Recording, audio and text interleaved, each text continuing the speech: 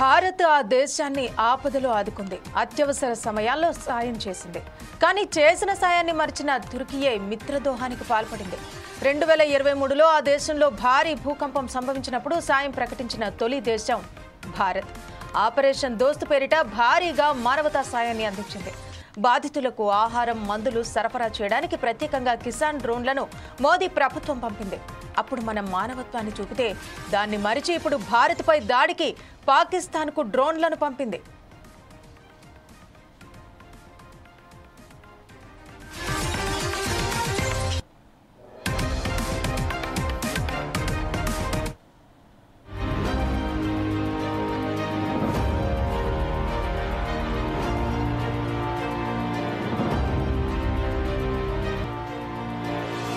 Первый сопровождаю третьим каналом маловысотное.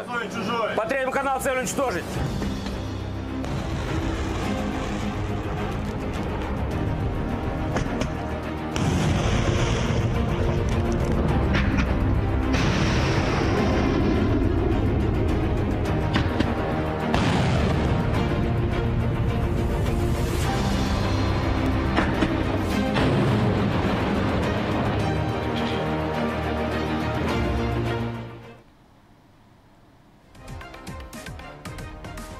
ఇక భారత్ పాక్ మధ్య ఉద్రిక్తతలు కొనసాగుతున్నాయి. పాకిస్తాన్ గురువారం భారీ స్థాయిలో భారత్పై డ్రోన్ దాడులు చేసింది.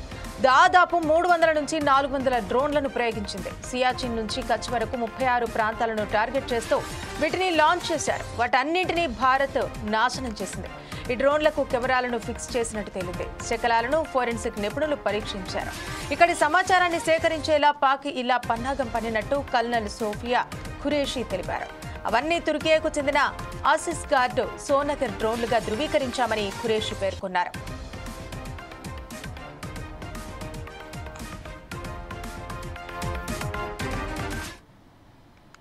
सैन्य बुनियादी ढांचे को निशाना बनाने के इरादे से पूरी पश्चिमी सेना पर भारतीय वायु क्षेत्र का कई बार उल्लंघन किया। यही नहीं बल्कि पाकिस्तानी सेना ने नियंत्रण रेखा पर भारी कैलिबर वाले हथियारों से गोलीबारी भी की।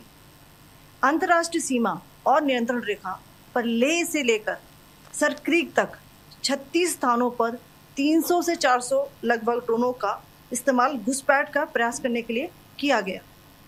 भारतीय सशस्त्र बलों ने काइनेटिक्स व नॉन काइनेटिक साधनों का उपयोग करके इनमें से कई ड्रोन्स को मार गिराया।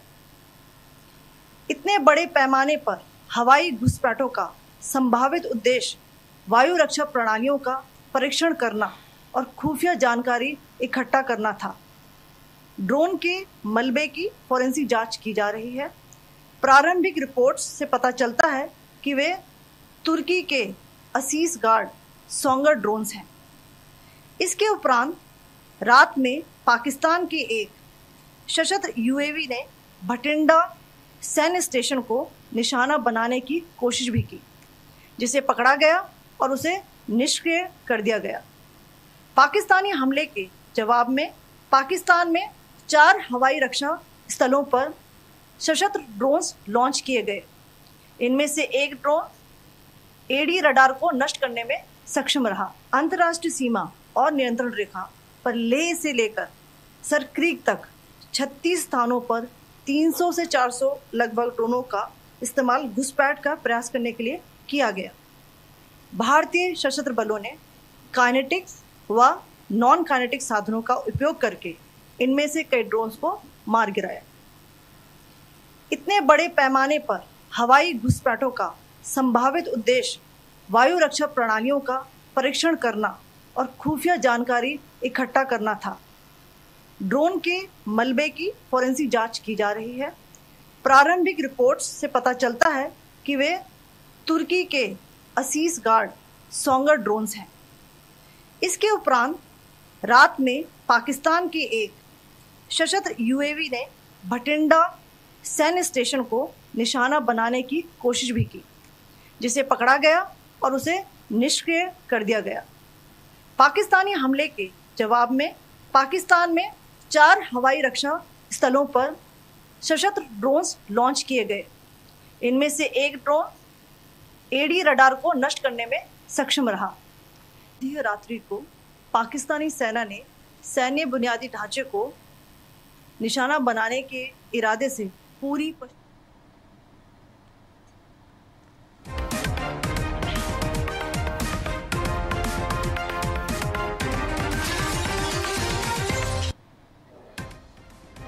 2023లో భారీ భూకంపం టర్కీ, సిరియా దేశాలను వణికించింది. ఆ రెండు దేశాలను అతలాకుతలం చేశాయి. భూకంపం ధాటికి భారీగా ప్రాణ ఆస్తి నష్టం కలిగింది. ఇప్పటి వరకు 46,000కు పైగా ప్రజలు మరణించారు. వేలాది మంది శిథిలాల కింద చిక్కుకుపోయారు. ఆ శిథిలాల తొలగింపు కార్యక్రమం ఇంకా కొనసాగుతూనే ఉంది. అయితే టర్కీ, సిరియా ప్రజలకు సహాయం అందించడానికి భారత్ ఆపరేషన్ దోస్త్ కార్యక్రమాన్ని ప్రారంభించింది.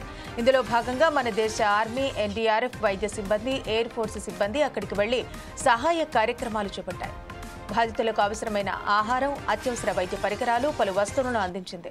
99 మందితో కూడిన వైద్య బృందం హటేలోని ఎస్కెండరూన్లో 30 పడకల ఆసుపత్రిని ప్రారంభించి సేవలు అందించింది.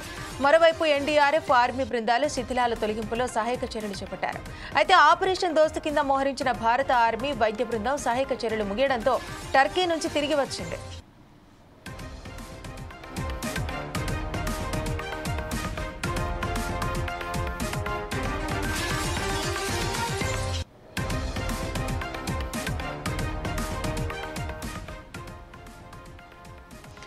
పహల్గామ్ ఉగ్రదాడి జరగగానే పాకిస్తాన్పై భారత్ దాడి చేస్తుందని తుర్కీయే ముందుగానే ఊహించింది. ప్రపంచమంతా భారత్కు సంఘీభావం తెలుపుతున్న సమయంలో 6 సైనిక విమానాల్లో పాక్ ఆయుధాలను ఎర్డోగాన్ ప్రభుత్వం పంపింది. తుర్కీయే C-130 హెర్క్యులస్ విమానం గత నెల 28వ తేదీన పాకిస్తాన్లో దిగిన విషయాన్ని అంతర్జాతీయ గగనతల నిఘా సంస్థలు కూడా గుర్తించాయి. అయితే ఇంధనం నింపుకునేందుకు తమ యుద్ధ విమానం దిగిందని ప్రకటనించి తుర్కీయే తప్పించుకునే ప్రయత్నం చేసింది. తర్వాత ఓ యుద్ధ నౌకను కూడా కరాచీ నౌకాశ్రయానికి పంపింది. ఇప్పుడు ఆ ఆయుధాలనే భారత్పై పాకిస్తాన్ ప్రయోగిస్తోంది. పహల్గామ్ దాడి జరిగిన తర్వాత ముస్లిం దేశాల్లో తుర్కీయే, అజర్బైజాన్ మాత్రమే పాక్కు మద్దతిస్తూ ప్రకటనలిచ్చాయి. కశ్మీర్ అంశంలో గతంలో ఎర్డోగాన్ అనేక సార్లు అంతర్జాతీయ వేదికలపై బహిరంగంగా భారత్పై విమర్శలు గుప్పించారు.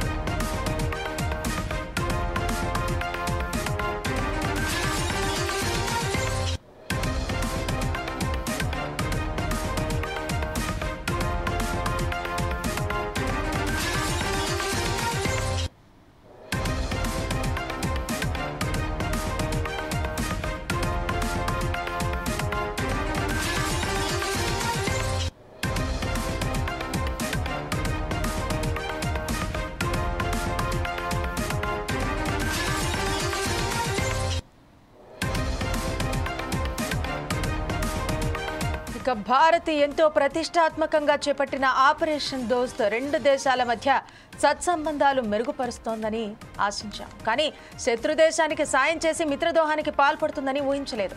తుర్కయ్య అంతర్జాతీయంగా విమర్శలు ఎదుర్కోవటం తప్ప మరోటుండదు. ఇలాంటి దేశానికి సాయం చేశామా అంటూ దేశంలో తెగ చర్చ నడుస్తోంది. ఇక ఈ వ్యవహారంలో తుర్కీయే భారత్తో సంబంధాలు బలహీనపడ్డాయనే చెప్పవచ్చు.